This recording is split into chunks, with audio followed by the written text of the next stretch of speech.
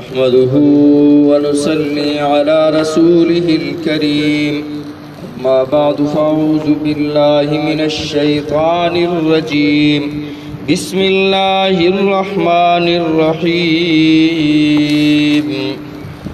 مثلهم كمثل الذي استوقد نارا فلما أضاءت ما حوله ذهب الله بنورهم وتركهم في ظلمات لا يبصرون صم بكم عمي فهم لا يرجعون صدق الله العظيم اللهم صل على محمد وعلى آل محمد كما صليت على إبراهيم وعلى آل إبراهيم إنك حميد مجيد اللهم بارك على محمد وعلى آل محمد كما باركت على إبراهيم وعلى آل إبراهيم إنك حميد مجيد۔ سابقہ آیت میں اللہ رب العزت نے انجام کے اعتبار سے منافقین کے بارے میں ارشاد فرمایا کہ انہوں نے ہدایت کے بدلے میں گمراہی کو خرید لیا اور ان کی تجارت نفع مند نہ ہوئی اور نہ یہ ہدایت پانے والے ہوئے۔ آج کی آیت مبارکہ میں اللہ رب العزت نے منافقین کے لیے دو مثالیں ارشاد فرمائیں۔ مثال سے مسئلہ قریب الفہم ہو جاتا ہے، سمجھ کے زیادہ قریب ہو جاتا ہے۔ اللہ رب العزت نے قرآن مجید میں بھی کئی مثالیں ارشاد فرمائیں۔ پھر جب کافروں نے اعتراض کیا یہ کیا بات ہے کہ اللہ مکھی اور مچھروں کی مثالیں بیان فرماتے ہیں، تو اللہ نے ارشاد فرمایا ان اللہ لا یستحیی ان یضرب مثلا ما بعوضۃ فما فوقها، فرمایا اللہ اس بات سے شرماتا نہیں ہے کہ اللہ مچھروں کی مثال یا اس سے بھی کوئی کمتر مثال بیان فرمائے۔ بہرحال میں نے پہلے عرض کیا تھا منافقین دو قسم کے، اعتقادی منافق اور عملی منافق۔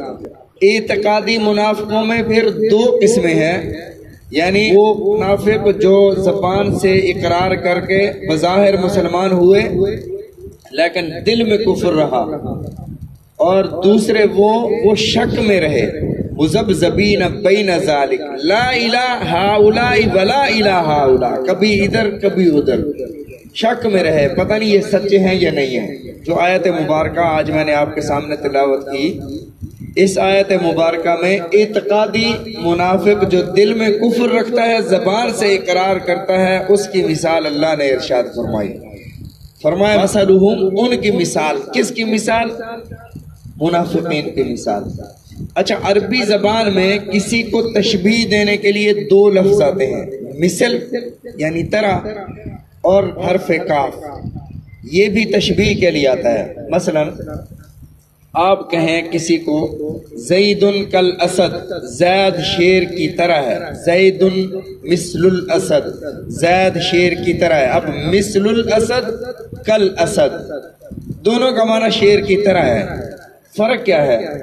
مثل الاسد میں مثل جو تشبیہ دی جا رہی ہے یہ ذات میں تشبیہ دی جا رہی ہے۔ اگر کسی کے جسم پر بہت زیادہ بال ہیں تو ہم کہیں گے زید مثل الاسد، یہ اس کا جسم شیر کی طرح ہے ذات کے حوالے سے۔ اور اگر وہ بہادری میں شیر کی صفت جیسا ہے تو ہم کہیں گے زید کل اسد۔ اسی لیے اللہ رب العزت نے دو لفظ ارشاد فرمائے، لیس کمثلہ شیء، اللہ کی ذات کی طرح بھی کوئی نہیں ہے، اللہ کی صفات کی طرح بھی کوئی نہیں ہے۔ لیکن اردو میں ایک ہی لفظ طرح استعمال ہوتا ہے، کاف کا معنی بھی طرح، مثل کا معنی بھی طرح، مانند جیسا۔ اللہ نے یہاں منافقین کی ذات کس سے تشبیہ دی، مثال ارشاد فرمائی کہ ان منافقین کی مثال کمثل الذی، اس شخص کی طرح ہے، استوقد نارا، جس نے آگ جلائی، یعنی رات کی تاریکی تھی، اندھیرا تھا، اس نے روشنی حاصل کرنے کے لیے اور گرمی حاصل کرنے کے لیے سردیوں میں آگ جلائی۔ فلما ازاد جب روشن کر دیا آگ نے ما حولہ ارد گرد کو، اس ماحول کو روشن کر دیا، یہ خوش ہو گیا کہ اب میرا کام ہو گیا ہے۔ ذہب اللہ بنورہم اطفأها اللہ، ایسا کوئی طوفان آیا کہ اللہ نے ان کی اس آگ کو بجھا دیا۔ اب منافقین نے آگ کیسے جلائی؟ منافقین نے بظاہر آگ جلائی ایمان کی تاکہ فائدہ حاصل کرے، اور اس سے انہوں نے فائدہ حاصل کیا انہوں نے زکاتیں لی، انہوں نے صدقات لیے، انہوں نے مال غنیمت میں سے حصہ لیا، انہوں نے مسلمانوں کی خیرخواہیاں لی، پھر اللہ نے انہیں اپنے حبیب صلی اللہ علیہ وسلم پر وحی کر کے ننگا کر دیا۔ اطفأها اللہ، سمجھو کہ ان کا نور وہ بجھ گیا جو فائدہ اٹھا رہے تھے۔ اطفأها اللہ، ذہب اللہ بنورہم، اللہ ان کے نور کو لے گیا۔ ایک بات یہ دنیا کی زندگی میں انہوں نے جو فائدہ اٹھایا، دوسرا دنیا کی زندگی میں جس طرح وہ آگ جلانے والے شخص نے فائدہ اٹھایا تھا، انہوں نے فائدہ اٹھایا، مرنے کے بعد ذہب اللہ بنورہم، اور نور چلا گیا ان سے، اب خالی ہاتھ کھڑے رہ گئے، نہ ادھر کے رہے نہ ادھر کے رہے۔ ذہب اللہ بنورہم، لے گیا اللہ ان کا نور کو، ترکہم فی ظلمات، اور ان کو چھوڑ دیا فی ظلمات، اندھیروں میں، لا یبصرون، یہ دیکھ نہیں سکتے۔ اب یہاں پر ایک لفظ ہے ظلمات، ظلمات جمع ہے اندھیروں، تو بظاہر تو یہ کفر کے اندھیرے میں ایک ہی اندھیرے میں تھے نا، لیکن اللہ نے یہاں جمع کا لفظ کیوں ارشاد فرمایا؟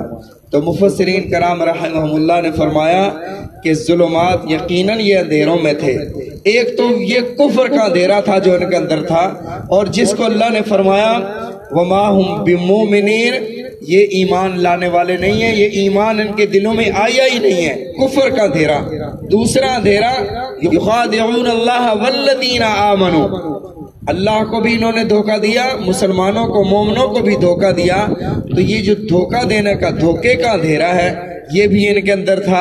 اور تیسرا فرمایا جھوٹ کا اندھیرا، یہ جھوٹ کے اندھیرے میں بھی تھے، بما کانوا یکذبون۔ چوتھا فساد فی الارض کا اندھیرا بھی تھا، وَإِذَا قِيلَ لَهُمْ لَا تُفْسِدُوا فِي الْأَرْضِ، فساد فی الارض کرنے والے بھی تھے۔ اور پانچواں اندھیرا جو ہے انما نحن مصلحون، اندھیرے میں ہو کر سمجھتے تھے کہ ہم ٹھیک ہیں، ہم روشنی میں۔ انسان کی چار حالتیں ہیں، اور یہ بات حضرت علی رضی اللہ تعالیٰ عنہ کی طرف منسوب ہے، توجہ سے سماعت فرمائے۔ فرمایا کہ ایک حالت انسان کی علم کی ہے، یعلم و یعلم فإنہ لا یعلم، یعلم و یعلم انہ لا یعلم، علم بھی رکھتا ہے، جانتا بھی ہے، اور یہ بھی سمجھتا ہے، اسے پتہ بھی ہے کہ میرے پاس علم ہے۔ فرمایا کہ یہ بندہ عالم ہے۔ اس کے لیے حکم یہ ہے فَاسْأَلُوا أَهْلَ الذِّكْرِ إِن كُنتُمْ لَا تَعْلَمُونَ، اگر تم جانتے نہیں ہو تو جا کر اس سے پوچھو، سوال کرو، اس سے علم حاصل کرو، یہ بندہ عالم ہے۔